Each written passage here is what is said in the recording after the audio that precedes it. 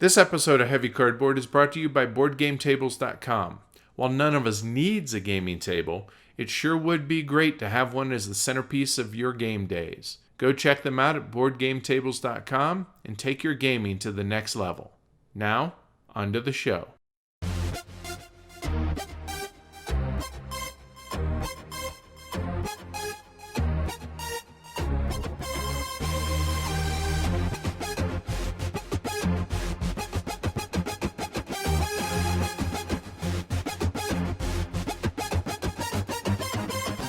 Heavy Cardboard, Episode 46, Cavum.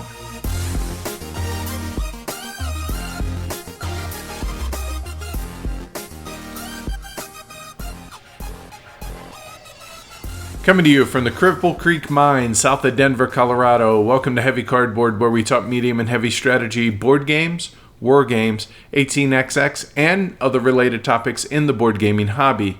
We're your hosts. I'm Edward. And I'm Amanda. So, hey, I'm not under the weather anymore. So I know people online were like, wow, is it me or is Edward always either sick or just coming off of being sick? So I'm happy to say I am fully healthy as much as I can be anyway.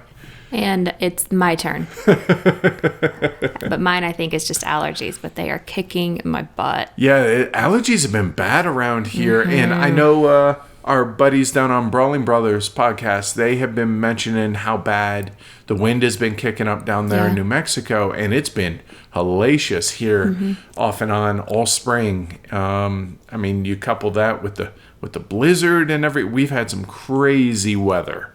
Yeah, and I'm apparently allergic to trees, is what I'm discovering, because anytime I feel bad, that's what pollen is high, is trees. So we need to move back to the desert? You want to move back to Vegas, is what you're saying? I will deal with the trees. Okay, all right. I will deal with the trees.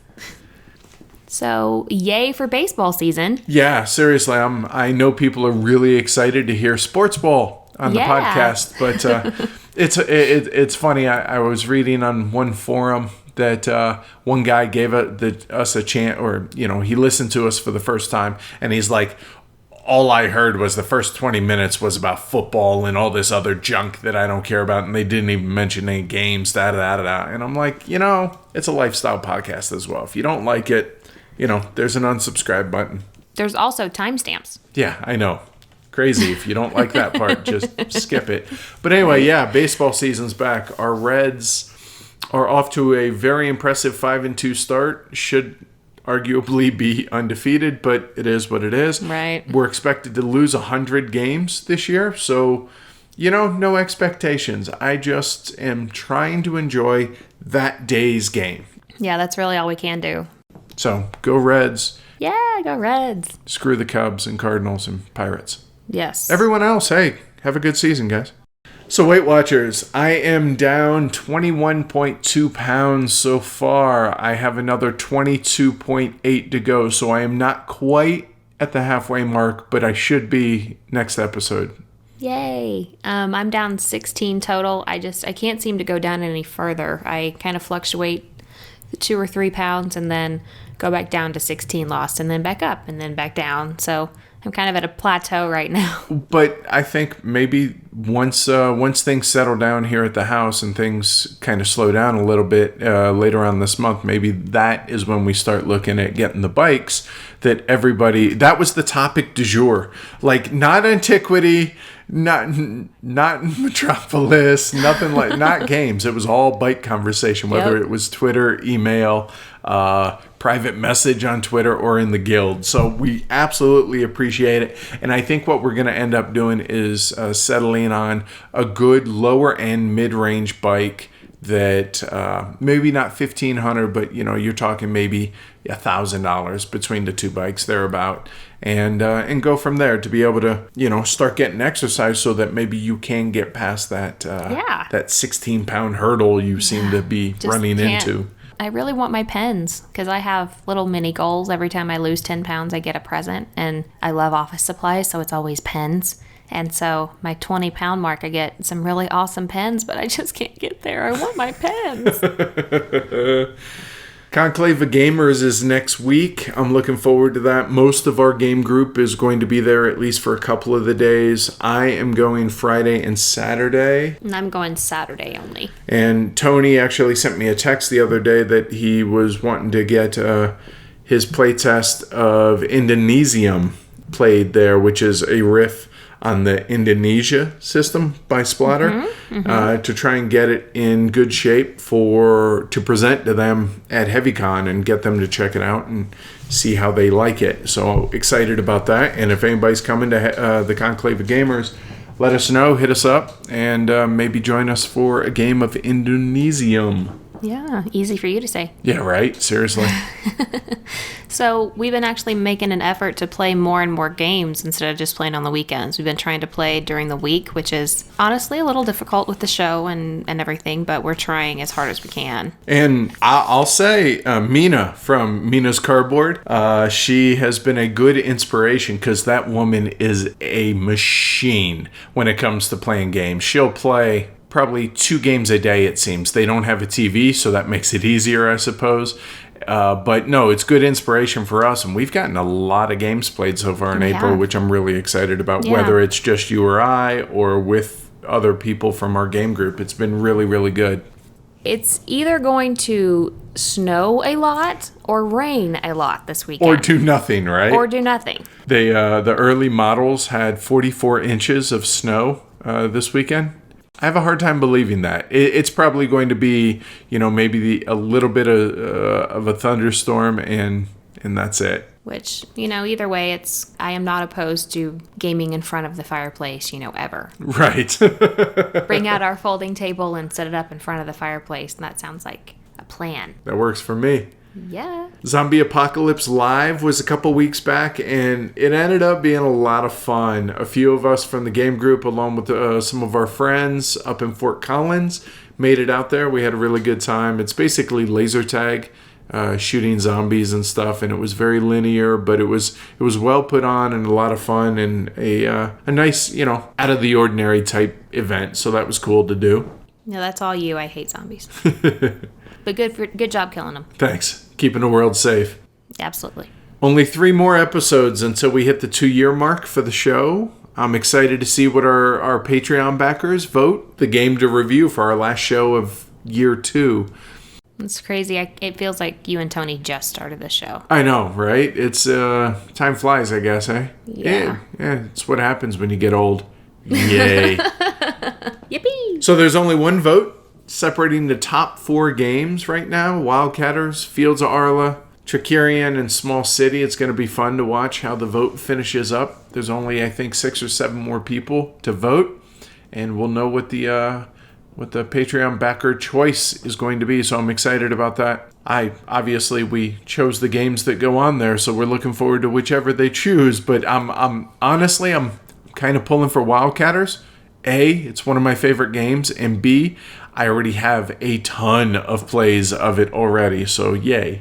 Yeah, we played that game a lot already. Yep, and looking forward to playing it more then if that's the choice. It's such a great game.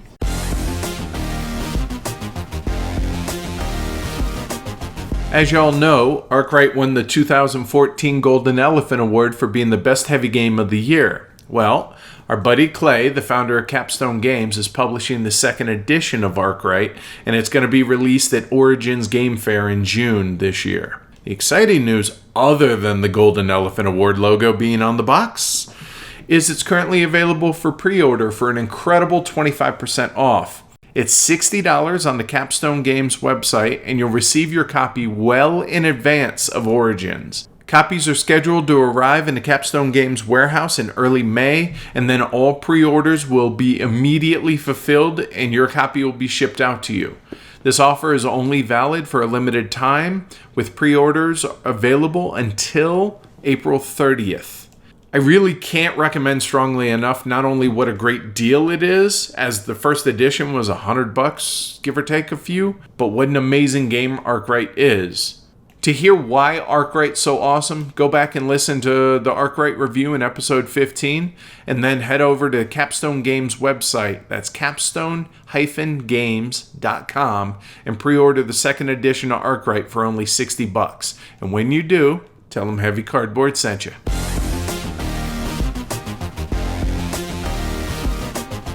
iTunes reviews this episode. Thank you goes out to Taberkarn, Mayvina, Fubar Bay Blee, and Salvi Walvi from down in Australia. Much appreciated for the reviews.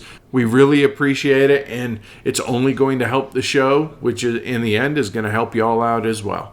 The giveaway for a copy of the amazing Three Kingdoms Redux has come to an end. Boo, sad face, whoa. But then again, it was open for 4 weeks, so it's got to come to an end at some point. Right. We had more entries for this contest than any other in our nearly 2-year history. We had almost 100 entries. Which is awesome. That's, normally we'll get anywhere between, 20 and 50 entries in any of the given contests, so getting almost 100, awesome. So this tells me that we need to have more interactive and more difficult puzzles because you guys really seem to dig them. So, and it helps if we have an awesome game to give away. Right. That's, I wonder how much is of each. How much is, hey, we like difficult puzzles, and how much is, oh, this is an amazing game, I want that. So why don't y'all let us know? But without further ado, random.org spit out the number 56, which means John Drake is the winner of Three Kingdoms Redux. Congrats, John. Yay. So contact us at contact@heavycardboard.com with your information, and we can get that off to you. And thanks again to everybody that entered, as well as starting player for the giveaway. And we will have another great game to give away at our next episode. Cool. Congrats again, John, and definitely thanks to everybody who entered.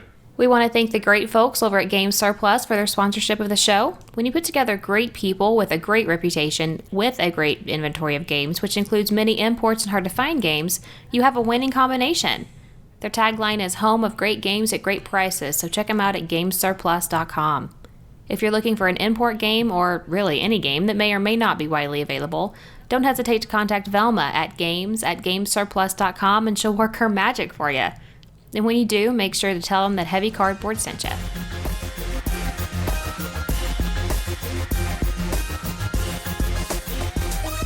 All right, so why don't you tell everybody what we've acquired recently? Well, we got a number of games since last episode. The 4 Japanese 18XX games that I mentioned last episode, 1891, 18SY, 18SS, and 18NK. And by games, I mean they're kind of game kits. Because, like I mentioned, you have to laminate them, cut them, and do all that stuff. But nonetheless, they're there, or they're finally across the threshold in the collection. Also picked up Kawaguchi's Gamble, Edson's Ridge from the Wargamers Pay It Forward geek list on BGG, which is basically kind of like a chain of generosity.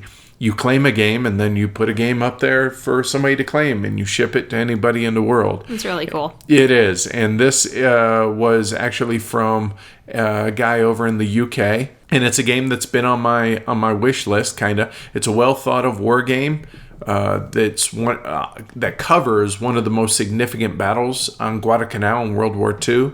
It's a tactical area impulse game from Multiman Publishing.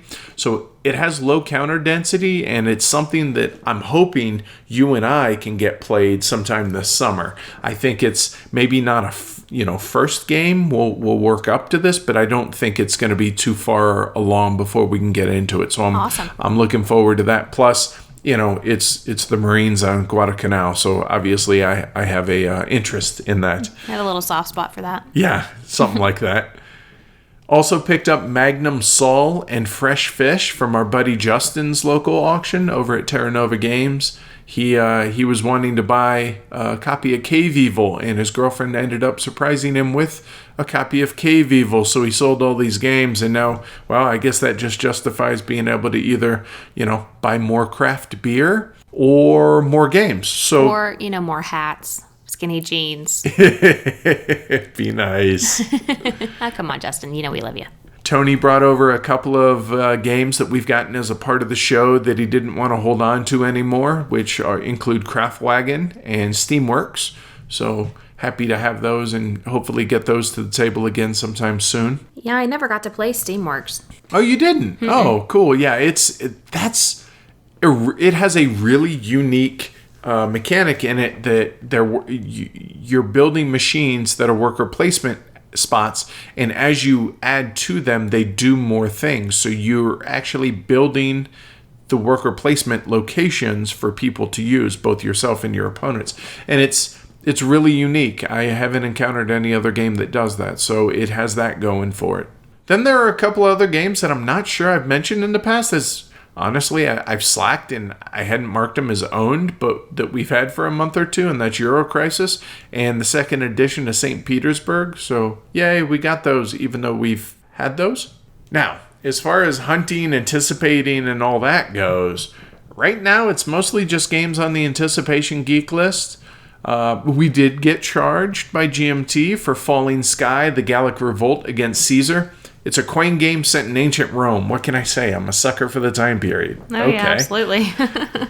Speaking of GMT, I gotta say, there is no company right now putting out the sheer number of games that I'm excited about than GMT.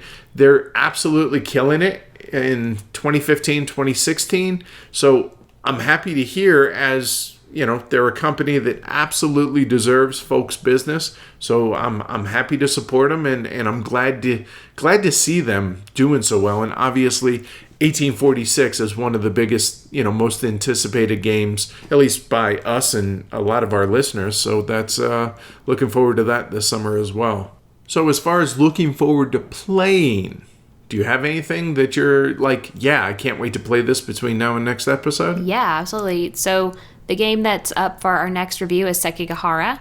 It's a block war game set in medieval Japan. Right, which is going to be your first block war game. It is. I'm excited. I've never played one of those before, so I'm excited about it. And I like the time period. It's interesting to me. And it's beautiful. Like the gorgeous, the board, the artwork, and everything. I'm also looking forward to playing the only game in Thomas Spitzer's Cole trilogy that I haven't played yet, which is Cole and Colony. I have not played that one, and that's kind of want to finish up the trifecta, so I'd like to get that played as well. Cool. I also want to get Rochefort back to the table. Yeah, we haven't played that in a long time. We haven't. Which is the first game in the Cole trilogy, right? All right, anyway, go ahead, sorry. It's Rochefort, Cole and Colony, and Haspelknecht, yeah? Yep.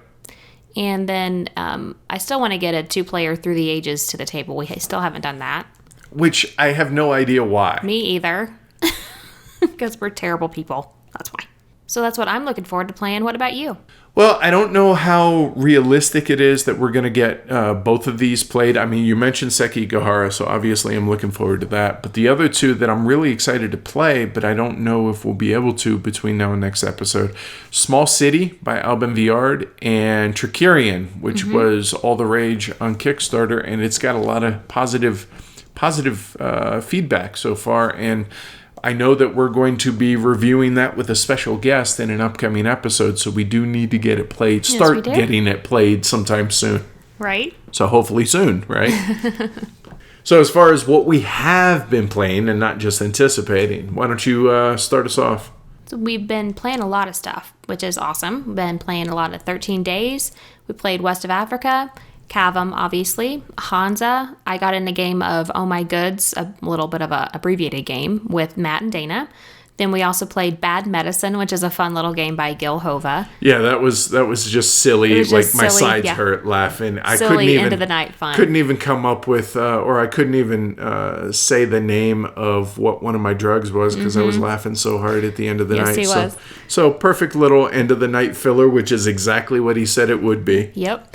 And the game we played right before Bad Medicine was Skull, which is a little play on like Liar's Dice type of thing, but with no dice, just bluff. And it's got beautiful artwork, which is really the only thing I liked about it, to be honest. Yeah, I much prefer Liar's Dice or Bluff, like you said. I much prefer the dice version of that type of game, but the artwork was really pretty.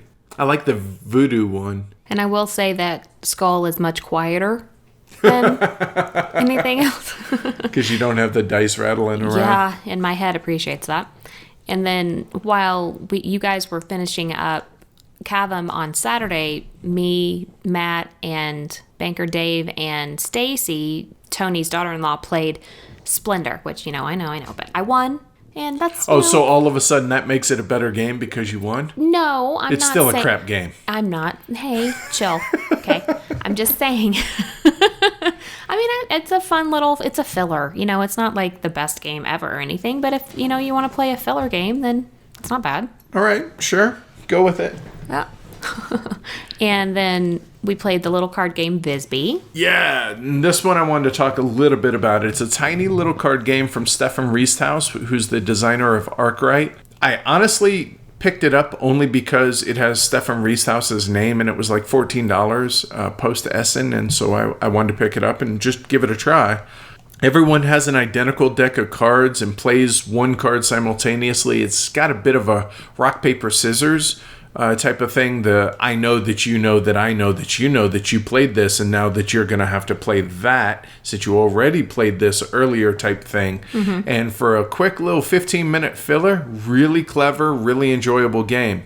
Of course, I'm talking about it, which means it's out of print. I apologize, but there are rumors of it getting picked up, and it may be out there in the wild again sometime in calendar year 2016. But for a low price, quick little filler, definitely recommended. I really enjoyed it. And then we also got a couple of games in of Dominant Species with our half pimped out version. With the mini rubber animals that I picked up to replace the dominance cone.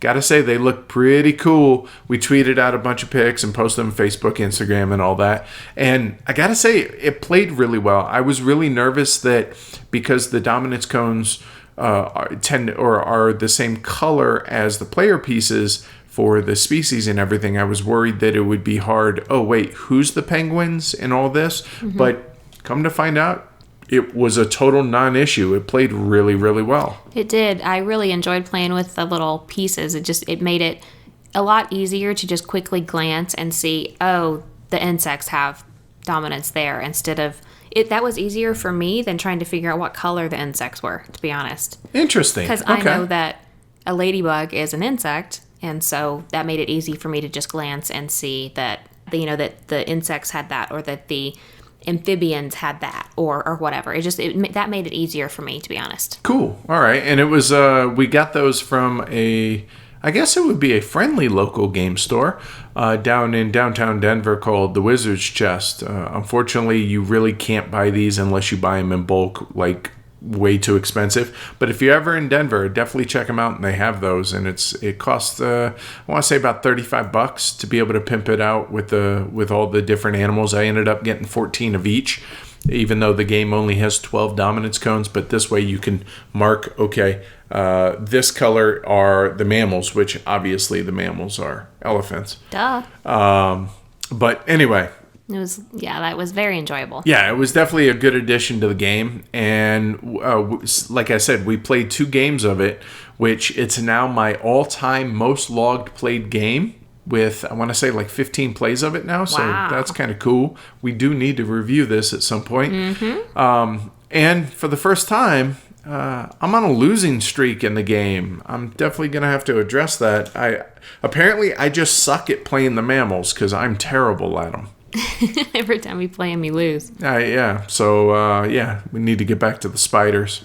So, anyway, Dominant Species, definitely one of my all-time favorite games, and glad to see that it's still hitting the table, even though it's got a bunch of plays of it. Oh, absolutely. Our 18XX game of the quarter is 1860 Railways on the Isle of Wight. We got that played a couple weekends ago, and we will be playing it again on Sunday. Yeah, from what I've been told, it's a very British 18XX, and what I mean by that is it's kind of a gentler, kindler 18XX, but it definitely is gentler. But it played really, really well with 3, and it's supposed to be one of the better games that plays with 2 players. So I think that's something that you and I can bust out on a quote unquote school night one of these days. Now that we know the game and we'll have a couple games under our belt, I'm looking forward to playing it more. For sure. And then we've also been playing Omen, which is a fun little card game that everything's overpowered, and you're just trying to beat each other senseless with monsters and stuff. And it's silly, dumb fun. Yeah, it's a good way to. I really enjoy playing the game. It's a fun little filler card game that it's best if you play multiple sets of it, like best 2 out of 3 or something like that in a sitting, and it's short enough to where you can do that. So yeah, Omen, Reign of War, good stuff. And finally, we also got a couple games of Haspelknecht in, which is the third and I think final game in Thomas Spitzer's Cold Trilogy. What'd you think about it? Well, it's not, Hitchhiker's Guide. So it's probably, since it's a trilogy, there's probably going to be only 3, not 4. Well played, ma'am. Well played. But yeah, it's definitely the lighter of the trilogy that we've played. I mean, I haven't played Coal and Colony, but it's my understanding that one's definitely heavier than Haspelknecht. Yeah, it absolutely is. It's got a really cool tech tree type thing. The first couple times that you play it, they recommend a certain setup, and then they also give you examples of different ways to set up the hexes that are the tech tree. Yeah, based on player count, it's almost got like a roads and boats kind of. It does. Hey, with this many players, here are your options for different ways to set it up. So we played it 3 and 4. We haven't played it 2. I don't know if it plays well 2 or not, but I think it scales down to 2, so it probably wouldn't be too bad. Mm-hmm. But I did enjoy it. It's got some cool little things about it. Yeah, I'm looking forward to playing it more, and I'm sure we'll hit it as a trailer in a future episode. Absolutely. All right, Edward, so we've been playing a lot of 13 Days, the Cuban Missile Crisis, and I believe I'm undefeated? There's no need. No need. Designed by Asger Sams Grunerud and Daniel Skold Peterson and published by Jolly Roger Games in 2016. It's a 2-player only game, plays in about 45 minutes. So 13 Days is a card-driven game meant to scratch the Twilight Struggle itch in 45 minutes, and I have to say, it really does do that, and it does it well. In the game, players play as either the US or Soviet Union during the Cold War, and through card play from a shared deck, players influence various aspects of strategic locations and political spheres. Whichever side has the most prestige after 3 rounds wins the game. That is, of course, unless one side has pushed the envelope too far and caused global nuclear war and prematurely lost the game. Oops. So, cool stuff about the game. There's tons of tension between the players as well as with the game itself. Each round you're getting 5 cards. 4 of them are played. If you get cards, and you will, for the other side, they get to trigger the event. The agenda cards. You each know which 3 agenda cards the other drew, but not which they're choosing to score at the end of the round. So there's a ton of bluffing and maneuvering and feinting that goes on there. The DEFCON tracks always move up towards war every single round, and you have to push your agenda while also tempering the 3 different DEFCON tracks and trying to back those down a little, while also maybe pushing one up, backing the others down to make sure that you're not starting nuclear war. And you're also piece limited as far as your influence cubes. You place them all and you need more, well, you're going to have to use one of your card plays to remove from an area and weaken your position there, but possibly help by lowering the DEFCON level in that area. I really like this game. We've played it a few times, I think 3 times now, and it definitely fits the Twilight Struggle light. Absolutely. That's exactly what it is. It's great. It's dripping with theme. Mm-hmm. It's got low rules overhead. It truly plays in 45 minutes or less. It's perfect for a school night, as we say. Yep. Or even playing like best 2 out of 3 if you wanted it on that. Very good production value. The board is solid quality board. The cards are decent card stock, but they're not exceptional. And it did come with sleeves to boot. So had it not, I would have sleeved it anyways. But I don't know that you would have had to have needed to sleeve them. The graphic design, while simple, is tastefully done and very effective, and I like the color choices. I know some people aren't too keen on the green, the orange, and the purple, but I don't know if that's a colorblind issue there, but I appreciated them. I like it. I think it's fine. That never occurred to me that there might be a problem with those colors together. It has a small footprint. Both the box itself is a small box, as well as the amount of table space that it requires. Yeah, a normal 4-player table, you could easily have 2-player games going at the same time with no issue at all. Yep. It's very interesting to try to figure out your opponent's agenda card and thwart their attempts to get that reward. not just thwart, but possibly be able to actually score that prestige for yourself if you're able to actually beat them in the area that they chose. It's also an easy way to figure out what agenda card they actually did select if they don't really seem to care that you're playing on an area that they supposedly have an agenda card for. Yeah, again, it's that whole bluffing and feinting. You know that I know that you know that I know that I know that you know. Right. But you could also, I mean, there's how many levels do you want to go down that rabbit hole? But also, you could also just completely ignore one area until, if you end up having, or if the other player has the initiative and you have quote unquote last licks, you can save a card if you have a card that's going to boost your influence in this area. So they're ignoring it because they don't think you're putting any effort into it. And then all of a sudden, bam, and you win it. Right. I think that's really, really cool. And I tricked you at one game. I really focused on one area that it looked like I had an agenda card for, and I actually had thrown that one away and went with something else. And it totally, you fell for it, hook, line, and sinker. It really, absolutely, I did. It helps whenever you know the person that you're playing against. If you really know them well, it's easier, I think, to bluff because like I know what buttons to push, quote unquote, for him, and you for me the same way. That's a good point. I hadn't thought about that, but no, that's a total valid point. Because if we played this at a con with someone that you never met before, I think it might be a lot more straightforward than it would be if I played it with you or even like Matt, Dana, Tony, somebody that we play games with a lot. That adds another layer, I believe. Yeah, I could totally see that. But yeah, I mean, this game also has huge replayability because there's so many different cards. You're not really going to be playing the same game twice. I mean, we've played it 3 times, and I've only ever played USA. I've never even touched the USSR. I have no idea what those cards really do, and that I don't know what the agenda cards really do for them. It's just it's really cool. I really enjoy this game. Cool.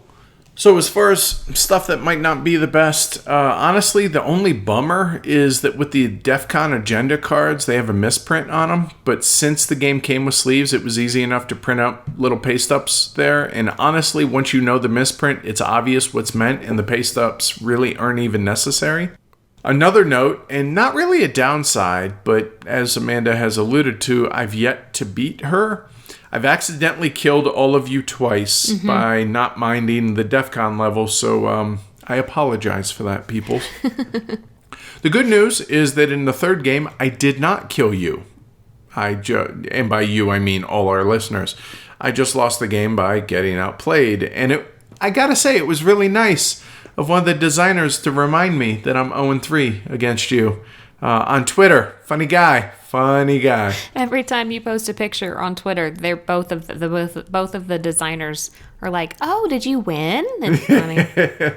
No, they're really active on Twitter. Yeah. It's cool to see, and yeah, I think they did a great job with the game. Absolutely. So the game is clearly attempting to be Twilight Struggle, the filler game, and I'm very pleased to say that I think it very much succeeds in this. It's not going to reach the scope or depth of Twilight Struggle, but it doesn't try to.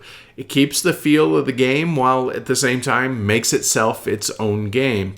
The game constrains you with an ever-growing feeling of impending doom, and that's honestly hard to do in a little filler game. I didn't have high expectations of the game, but I was willing to give it a go, and it blew past what I thought it would be. This is most definitely a keeper and something that's going to stay in our collection. I will give it a rating of a 5 on our 1 to 6 scale. Now, again, that 5 is for what it is. Is this Twilight Struggle? No. But for a filler, this is the type of filler that I want to play. Mm-hmm. Definitely recommended. Yeah, I feel the same way, and my rating is actually the same. All right. And that's 13 Days, the Cuban Missile Crisis.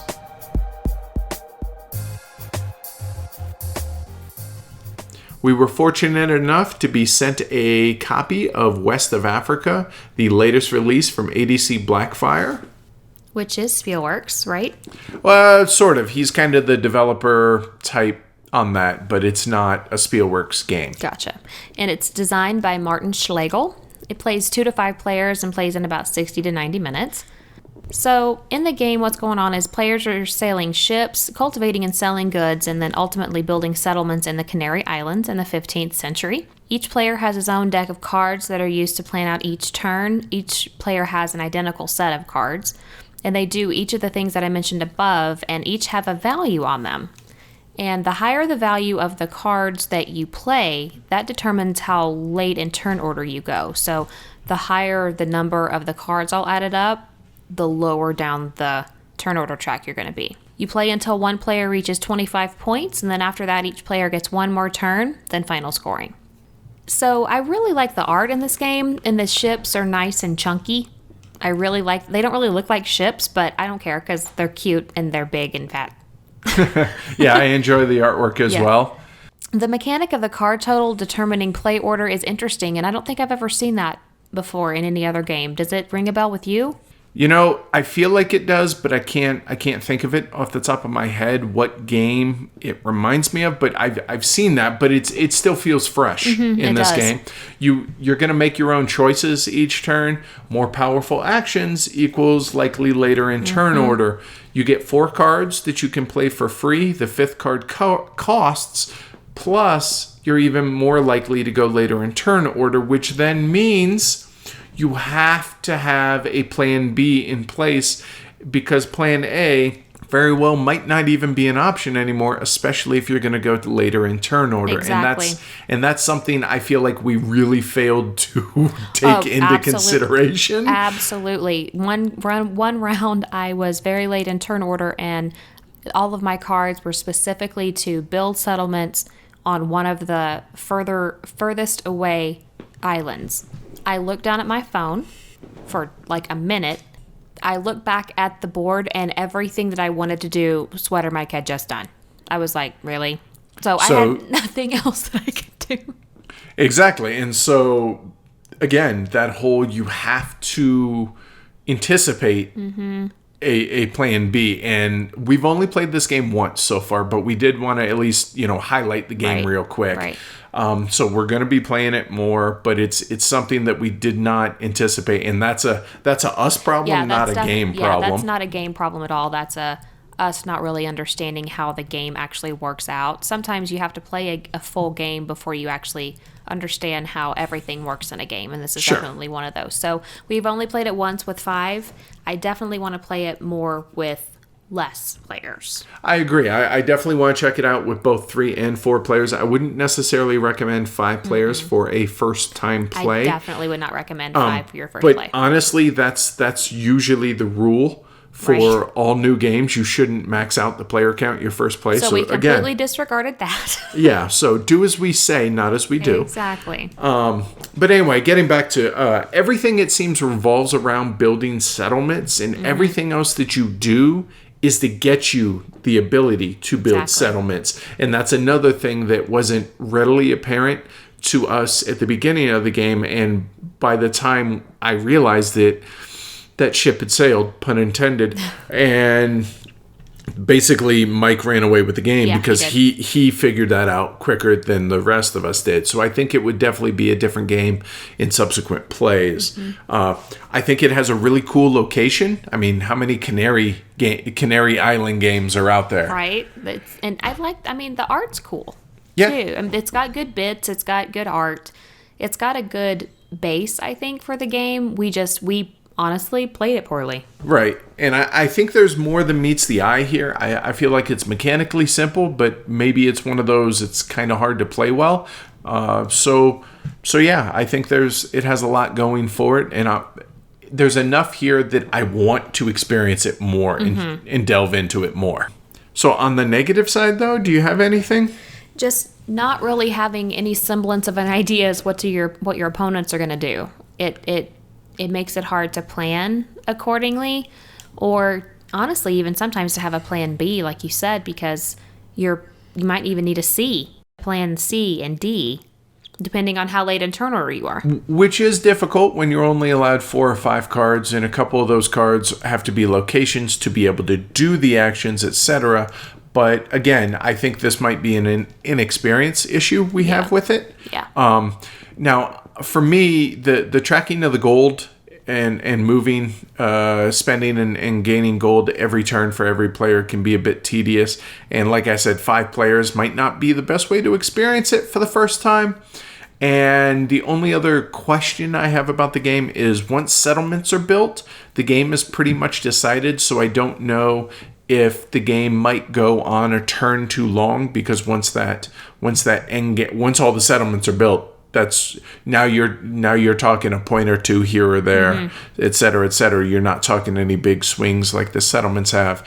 So I don't know if maybe it might go on one round too long. But again, with one play, I'm not willing to make a broad general statement, definitive statement on that. Can't really do that with just one. And also with one play, I really can't give it a rating. I don't feel comfortable giving it one right now. What about you? No, I totally agree.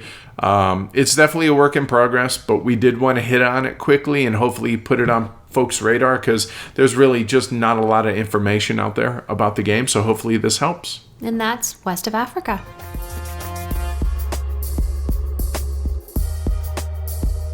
All right, Edward, so let's talk about Cavum.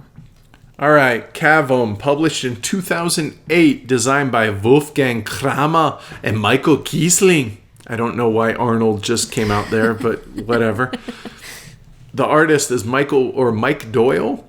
Published by Eagle Gryphon Games as well as Quinn White Goblin Games, but the edition that we're going to be talking about today is the Eagle Gryphon Games version. It plays 2 to 4 players, plays in about 90 minutes or so.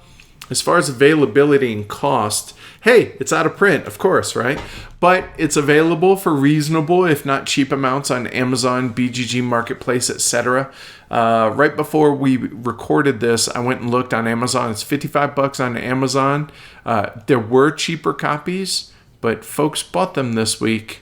I don't know why. Weird. Anyway, and I see them as cheap as $25 in a BGG Marketplace. So it can be had for totally reasonable amounts of money.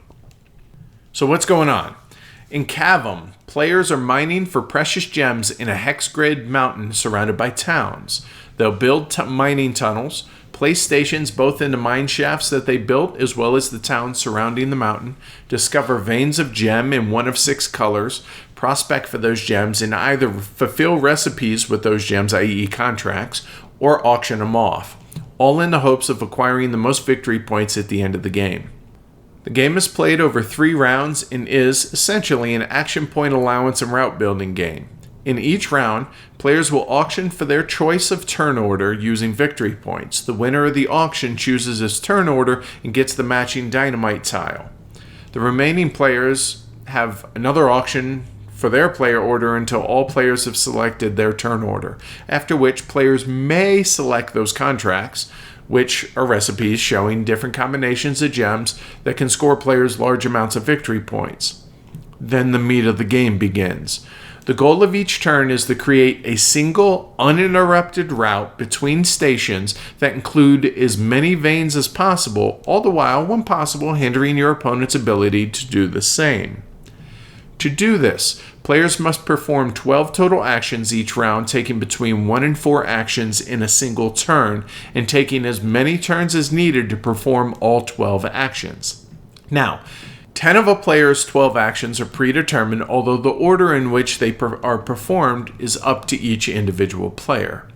Players take their 12 actions, which consist of laying tiles that represent mining tunnels, establishing collection stations both in the mountain and the surrounding cities, discovering veins of precious gems, planting dynamite to collapse undesirable tunnels, undesirable by either the current player or his opponents, and then racing through the mountain collecting as many gems as possible before the previously mentioned dynamite explodes. The gems that each player prospected may be sold at an auction that is influenced by gem scarcity or may be used to fulfill those order cards. The end of the game has a final scoring round and then a final sell-off of the gems, and whomever has the most victory points at the end of the game is the winner. So, we'll start off talking players, player count, scalability, and all that. I've played the game either 4 or 5 times, and I've played it across the range of 2, 3, and 4 players. Yeah, I've played it 4, and same here, along all player counts. All right. As far as scalability, what do you think? I don't really think it scales because whenever you play with fewer players than the maximum of 4, you don't cut off any areas, you don't mark off any areas that are not to be used with more players. But it does play well with all player counts, including 2. Huh, that's an interesting point, because I guess when you think about scalability, like you said, does it block off certain things or reduce the number of actions that you have or something like... And this game doesn't scale at all, actually. Yeah, because my thinking, whenever I think of scalability, I think, okay, this half of the board is not used in a 2-player game. Or this side of the board is used in a 2 or 3-player game. Totally fair point. Cavum does not do that at all, but it still plays great in all player counts. It does. I do think it's better at some player counts than others, but I would not say no to playing this 2-player, even though that might not be the best player count. So, yeah, I think that's totally good point. Good call. So let's talk about the cardboard, the components to start with. Personally, I'm happy with the components here. It's solid, thick cardboard. Overall, just solid components. The gems ideally would not be the cardboard discs that they would be are. actual gems, but that would be hard to stack. Right, exactly. And the fact that you have to stack up either 4 or 9 of these at a time on a single vein would make that impossible. So I understand why they're cardboard, but I mean, who wouldn't like little plastic gems, right? Right. Even the punch boards have really impressive art on them, and our buddy Matt hasn't thrown out his punch boards. And he's not going to. He's going to keep them in the box because they fit perfectly under the board, I was told on Saturday. And they're pretty. It's gorgeous. Really good artwork. Speaking of the artwork, you have to look at the tunnel tiles closely. Yes. There's artwork within the tunnels themselves, and I appreciate that attention to detail that the artist actually took. And I'll be honest, Mike Doyle, I'm not familiar with any of his other artist work, so I might have to look into that. The fact that he actually took the time to do little stuff like that, I thought really adds a little bit of theme and a little bit of color. Not literally color, but color as in, environment and just enjoyability to the game. And as Edward said, the cardboard is nice and thick, but the tunnel tiles are a bit thinner than the rest, I will say, but they're still easy to grab and pick up. Well, for you. Well, I do have little girl hands. Right, and that's one of the things that I was going to bring up. Now, we've suggested those little handy vacs, and they make little handy additions to games that have tiles like this, whether it's War Games, 18XX, or stuff like this, but they definitely come in handy. As far as the player mats, they double as a player aid, which definitely helps a lot. It lists the flow of the game. It's very well done. It is. As far as graphic design wise, I feel like everything's clear and it's well laid out, and there's really no ambiguities that I've seen. Not at all. The only issue that I have with it is just I'm such a font addict that I really don't feel like that they needed a bunch of different fonts on the gem tracks. They really could have just chosen one of them and gone with that instead of using the 2 or 3 that they did. It was you and Tony KR that were like... Well, the graphic designers of the group. Right. It was like you guys were like, oh, somebody got a font pack and wanted to use them all. Yep, or whatever, that's exactly right? what we both thought. It is a really cool touch that the pieces of jewelry that you use for your recipes have the same color gems in them that you need to fill the recipe. Yeah, I think that's a really nice touch. And it's something I don't know, it seems like such a simple concept, but it really adds a little bit of appeal to the aesthetic. Just like on the tunnel tiles. Just little nice attention to detail. It's really good and goes a long way. But I gotta say, there is one thing, and maybe some of our European listeners or non-US based listeners can help us out on this, but the scoring track travels backwards. You travel counterclockwise on this. Now, we're used to clockwise for everything else. And so I wonder if that was a conscious decision or if that's a European or non-US based thing. I'm ignorant on that, so I'm curious. But that seemed a little bit wonky, but it's not. All the numbers are laid out on the track, so it's clear what direction you need to go. Yeah, it's just a habit of going the other way. I read one review where a guy said that every time that he's played the game, at the end they've been like, oh crap, and had to figure out what the scores actually were because they were going in the wrong direction. The only other thing that I will say is the tunnel tiles are only printed on one side. It would be nice if the same thing was printed on both sides. It would be a lot easier to sort that way. I totally agree with that. Yes. Now, normally, a lot of 18xx games are not double-sided, and we're used to that. But it would be, if it's the same tile, if it's got 2 exits on one side, have 2 exits on the other. I understand it's a relatively low price point game, so I understand why they didn't. But that would have been nice. Yeah, for sure. As far as the rulebook clarity and quality, now, I heard the original edition of the game had a really bad rulebook. We're only talking about the Eagle Griffin game edition here, and I thought it was laid out relatively well. There are tons of examples, as well as a full round playthrough at the end of the rulebook, which definitely helps clear up questions. There was a bit of confusion as far as the quote-unquote, can you skip some of your 12 actions? But I definitely recommend checking out the FAQ that's in the BGG files on BGG, in the file section on the Cavum page. Definitely recommended, and if you do have any questions, that should clear them up. Overall, I'd say it's a pretty solid rulebook, and to be honest with you, I was able to learn from the rulebook and teach the group later that day, so I didn't think it was a big issue at all. All right, let's roll into fill in the blank here. What makes this game blank? Medium heavy. I completely agree with you. I know some people were like, oh, there should be something between medium and heavy. So here you go.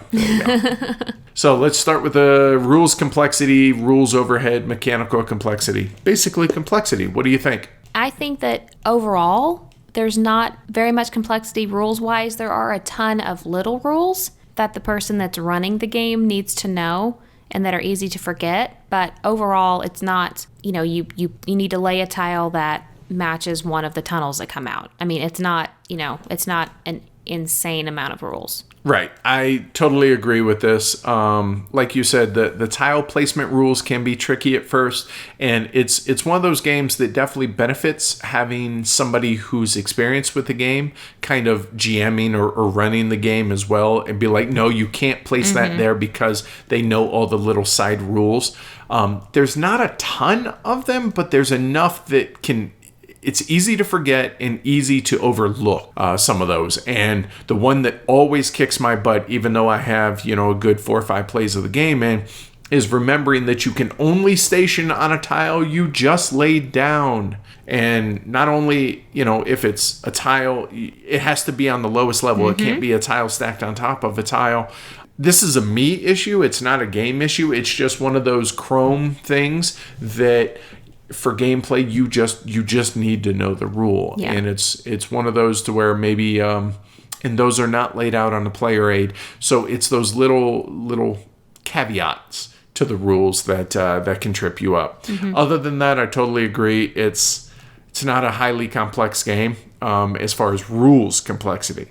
Let's talk about the planning, forethought, thinking ahead, organizing, etc. You definitely have to plan in this game. You have to plan what tunnels you're going to lay, because whenever you first start your turn, you get one of each type of tile, but then you also get 2 bonus actions where you can use those to purchase other tiles that are on the board. So you may need to use 2 6-sided ones, and that's okay because you can buy one. But you have to think about that. You have to think about what happens if someone lays down all of this. I've laid down all of this, and then someone puts a stick of dynamite down and it blows it all up. You have to think about that. You have to think about making room for veins, because veins can't go right next to another vein, and they also can't go next to a city. So you have to make sure that you're out far enough to where you can put down another vein. But then you need to be able to lay another track past that and then station it so that you can include that in your run. Yep. Yep. You have to make sure that you have getting stations laid in cities, because that gets you some good points there. As well as let you pass through and extend your route to be able to travel into and then out of the city. And then right back out of it. You also need to make sure that you're using those stations to block other players as well, not just you can't just look out for you. You have to make sure that you're also blocking other people from being able to get to the gems that you just laid down. So I would say it's a fair mix of tactical and strategic play, probably bordering more on the tactical side than the long-term planning. Would you agree? Yeah, absolutely. All right, as far as luck and random factors, what you got? The only randomness is the order in which the order cards come out. Yep, because all 15 of them are going to come out at some point in the game, whether it's the first, second, or third round. Just a matter of when. Other than that, now, let me ask you this. So, one of the big gripes about the game is the quote-unquote dynamite that's in the game. Would you consider this a randomness or anything like that? I don't think it's random. I feel like that if you don't plan your route well and part of it gets blown up, that's not randomness. That's poor play. Yeah, and I think it's an intentional act by the other players, so it's not it's player-induced variance, I would say, more so than randomness. Absolutely. All right. So last but not least, the getting it. How long do you think it takes? I think 1 round, because it's important to see how the dynamite happens, how that chain works, before you can fully plan for it in the future. Yeah, I think so. The one thing that you need to be aware of is at the end of the game, after the 3 identical rounds, you have an additional city scoring that takes place after the dynamite explodes as opposed to before, which normally happens. And you need to be aware of that. But other than that, I would say sometime, mid-game or so, I would agree with you. It's not a overly complex game, but it is deep. Very, very deep. Yep.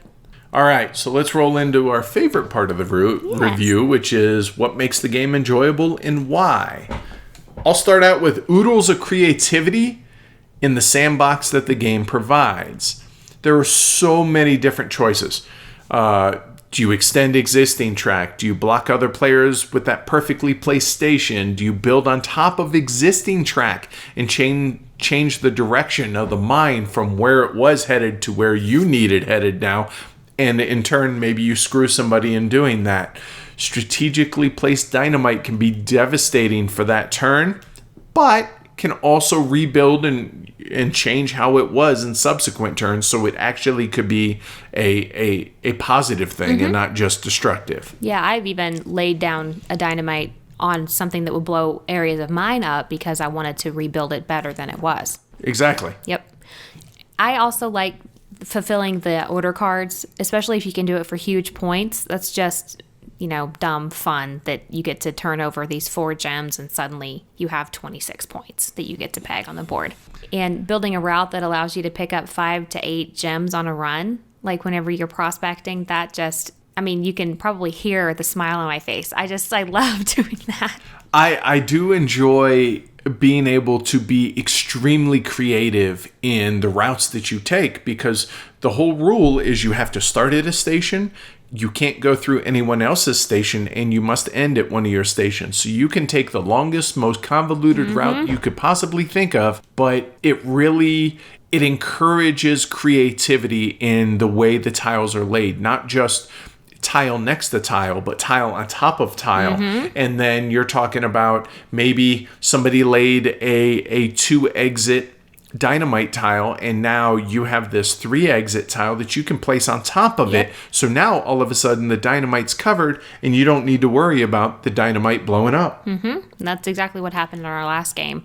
Matt put down a 4-exit tile and didn't see that I had a 4-exit dynamite tile, and he didn't see that I had a 6-exit normal tile, and I just plopped that right on top, and it didn't hurt me at all.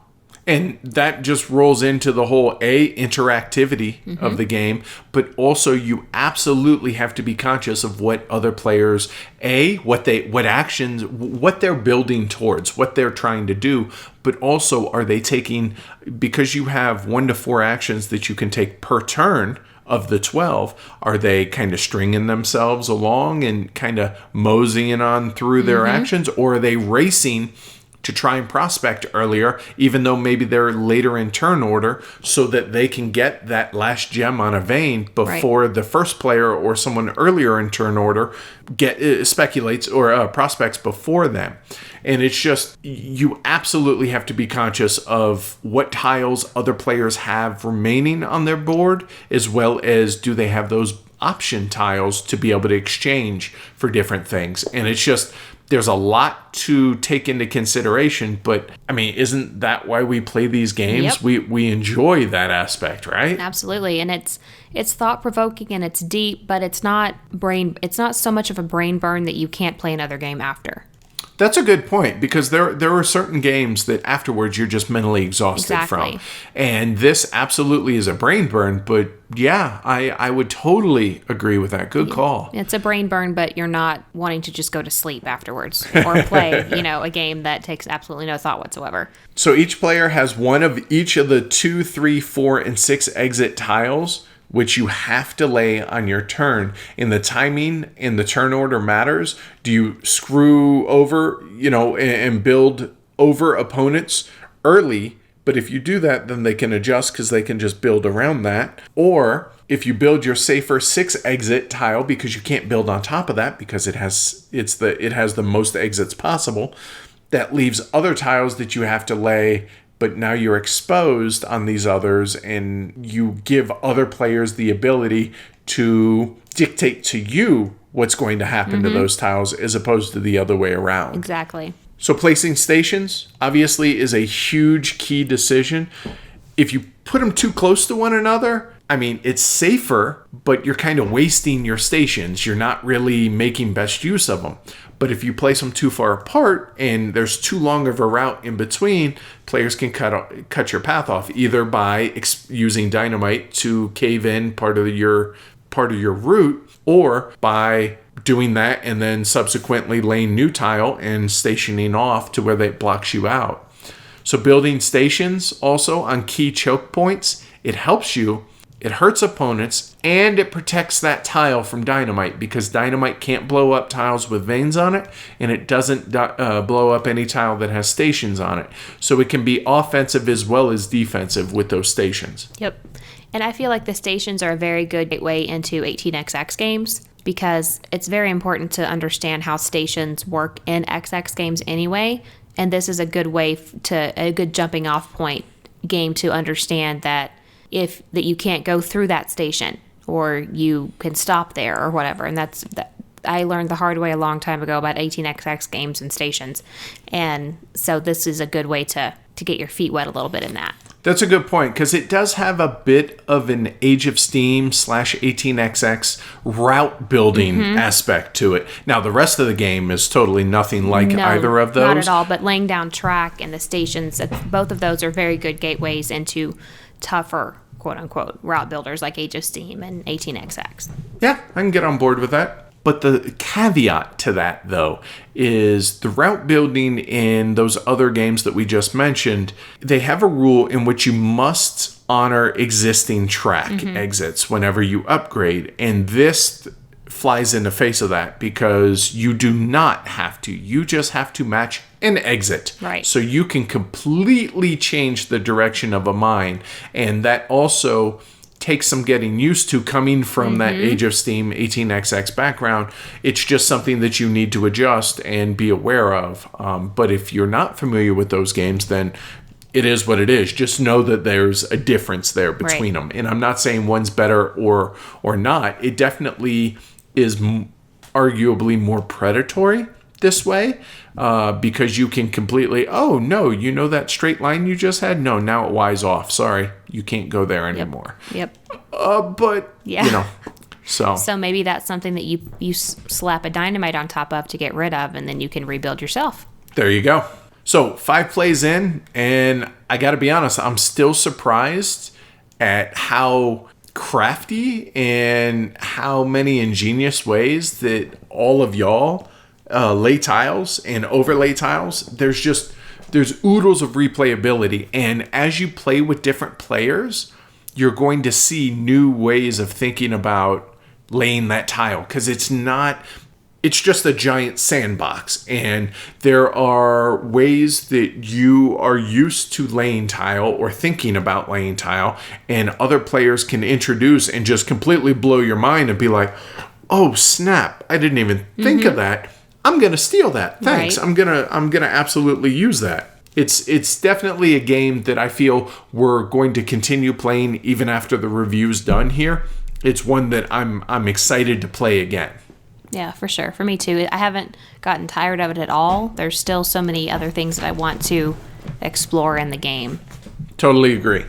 So what do you think about the fact that veins cover existing track, and when they're depleted, they re-expose that covered track? So veins act like 6 exit tiles, but only while they still have gens on them. And it can be a bit predatory in a sense that, oh, did I just empty that vein and now you don't have the path that you thought you did?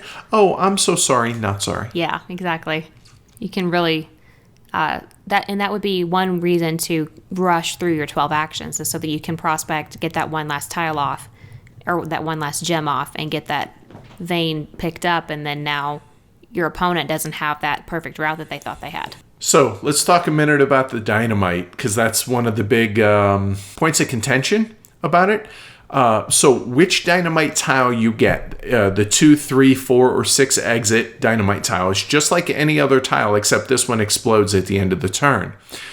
So the cool thing about it, though, is it's tied into the initial player order auction, because whoever goes last has the most versatile dynamite. You might go first, but you have only the 2 exit dynamite. So I kind of dig that it's tied into that auction.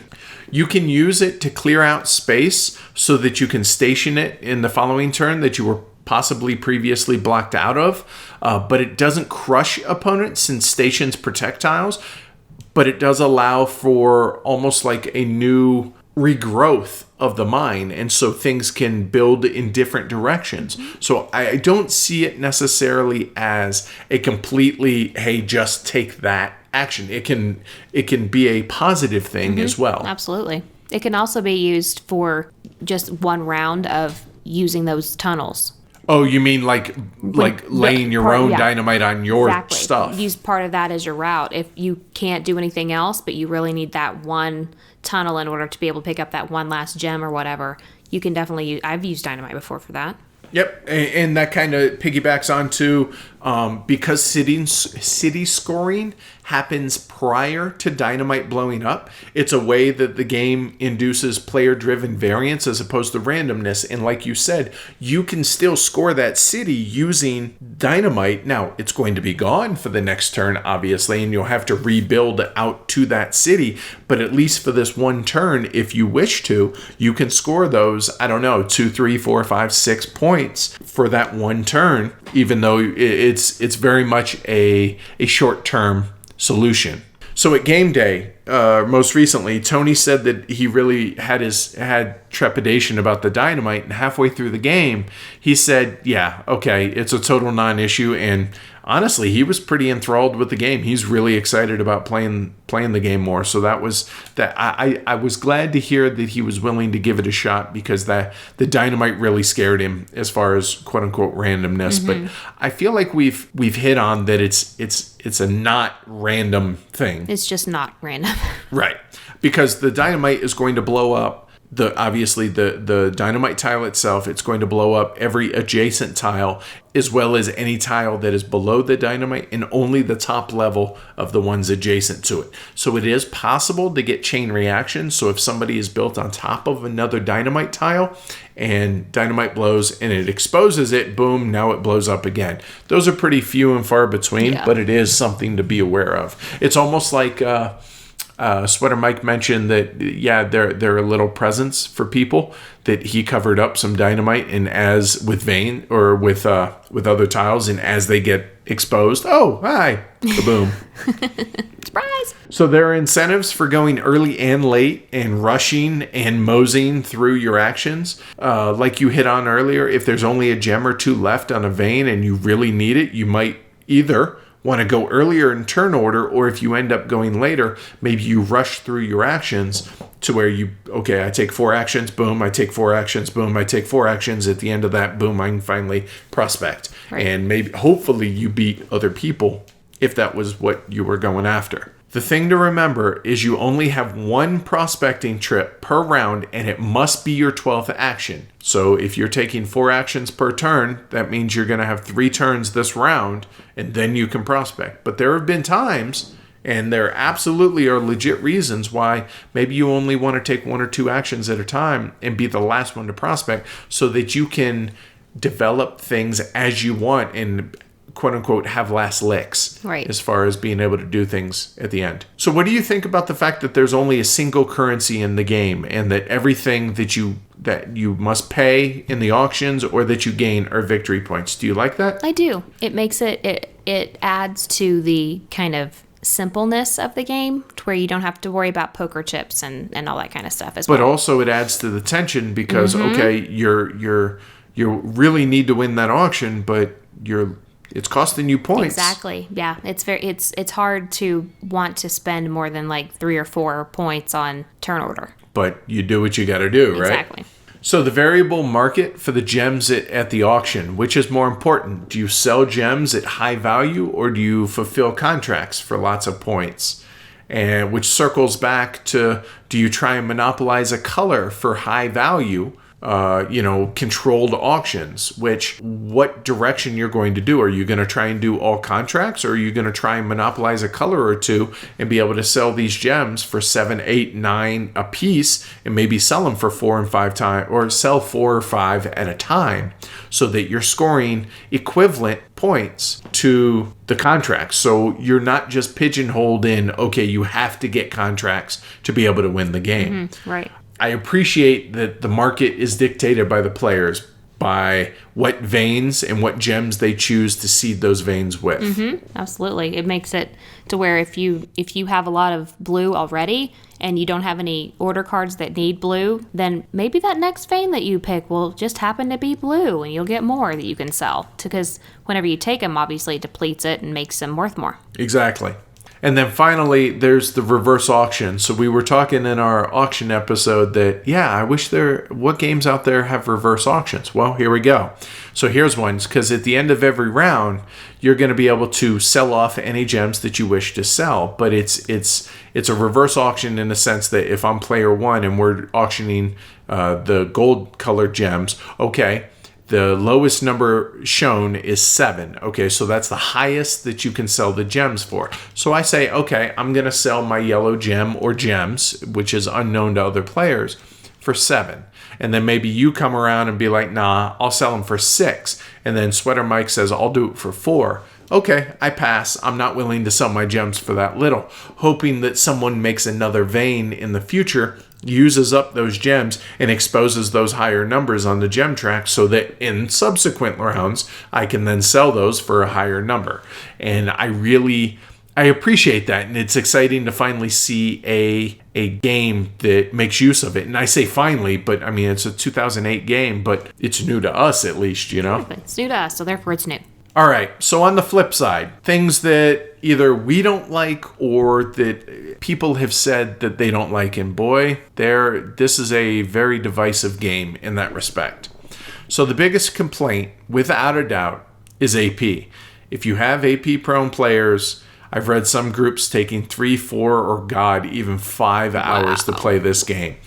That is very much a player issue, not a game issue, in my opinion, but your mileage may vary. We don't have that issue. Yeah, no, we don't have that issue at all, even with ones that are at maximum player count. I mean, maybe we just play fast? I don't know. The AP stems from the sheer number of options. It's a giant if a giant sandbox scares you, this is not going to be the game for you. The decision breadth is too wide within each turn, too many possibilities. That's some of the critiques that I've read, but really too many possibilities. That's a positive to me, not a negative, but some people see it as a negative. To me, it can kind of be a little bit samey with regards to strategies from play to play, and I mean that by only the initial laying of the tiles. The opening tiles, I feel like sometimes people can just always do the same thing on their first turn. Oh, because of the static setup. Yeah, because there's always a 2 exit coming off of every city on one side of the board, and sometimes if you play with the same people, they will always do X out of that city, and then they'll get started. So there's definitely a groupthink type of situation here that can happen with the opening lays. I don't feel like it's samey when it comes to other portions of it, but definitely in the opening section of it. All right.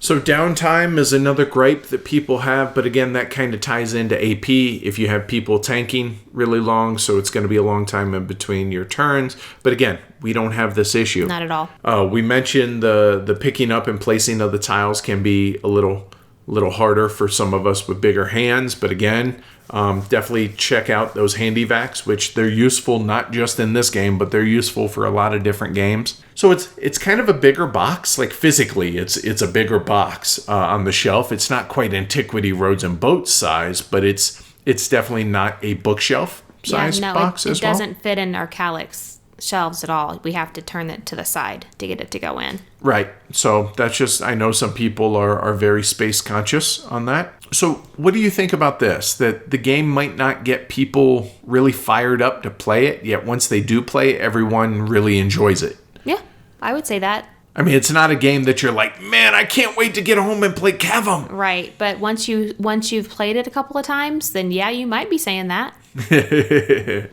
I feel like the order card should have more of a punishment when unfulfilled, because even like a 22-point order card, if you don't fulfill it, you may only lose like 2 points. And I feel like there should be more than that. I agree. That it seems like disproportionate. Oh, okay, there's very little risk, especially because if you have these order cards, if some of them are not selected in a given turn, they're added two victory points, immediate victory points are added to it each round to kind of entice people to take those order cards. So if it's a -2 order card, if you don't fulfill it, and it has 2 of those victory point chips on it, that's 4 points right there, even without doing anything. So there's no risk whatsoever. Right. And that just seemed a little off, I guess. Yeah, it doesn't seem right to me. It doesn't seem punitive enough. No, not at all. Because why wouldn't you grab that huge one to get it away from someone else? You're only going to lose 2 points if you can't fill it, so who cares? It feels like it should be like maybe at least half of the points that you're going to get anyway, or something. Just something more than 2 or 3 anyway. Okay, the something more, I agree, but the half, that might be a bit much. All right, so the last thing that I have here is I went through some of the comments for people that have the game rated really lowly. And this should be fun. Yeah, I enjoyed it, and I got a kick out of some of these. So I thought I would share them so that people understand that these are not issues that we have with it, but just to give a well-rounded frame of reference. Here we go. Not a friendly game. Okay. Fiddly rules, fiddly pieces. Again, you're talking to people that play Roads and Boats and Antiquity. Right, we don't care. This game loves to take you way down the decision tree. Yay. Yay. Where the problem at? Too much scope induces analysis paralysis. I agree with that, but you just need to be conscious of that. Too many auctions. Wait, what? Is there such a thing? Maybe too much depth. I've never heard that before as a negative for a game. But again, it's valid to these people, so I have no. I'm not going to dog them for that. A fascinating exercise in analysis, paralysis, and downtime. Though it's not a bad game, the amount of bumping elbows absolutely isn't for me. Totally valid. Okay, fair point. And then my 2 favorites. Here we go. Really stressful amounts of interaction. And my all-time favorite. Long and hard, and then you get screwed. That. That's awesome. That's really good. I like that one. All right, let's roll into the summary. What you got? As you wipe the sweat from your brow and try to get the dirt and dust out of your eyes, you think you see a gleaming something in the corner. What is it? Is it an emerald? Ruby? Sapphire? Have you finally reached the deepest part of the mine and found canary diamonds? Yes, you have!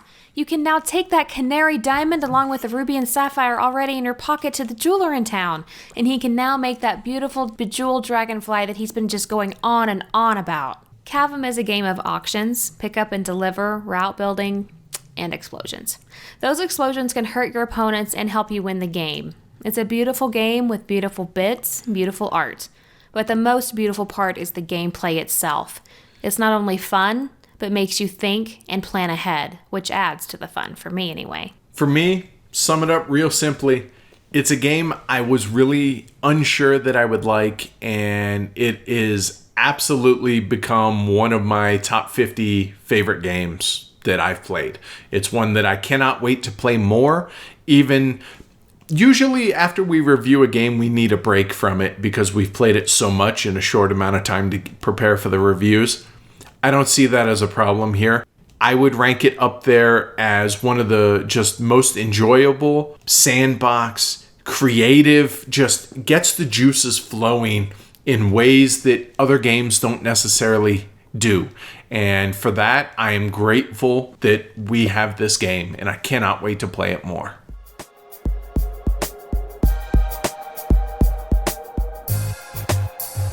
So let's go over our rating scale a little bit. We rate games from 1 to 6, 1 being, it's not me, it's you. We have no interest in ever playing this game again. Just light it on fire. 2 is, it's not you, it's me. We simply just don't like the game. 3, we feel the game is below average. There may be some redeeming feature of mechanic or something, but overall just meh. 4 is we feel the game is above average. Mechanically or in gameplay, there's something good going on, and we may even wish to own a copy. 5 is terrific, even a great game. We strongly like the game and are likely to own it. 6 is a Hall of Fame game potential for us. No brainer, drop what you're doing, run out and buy it now.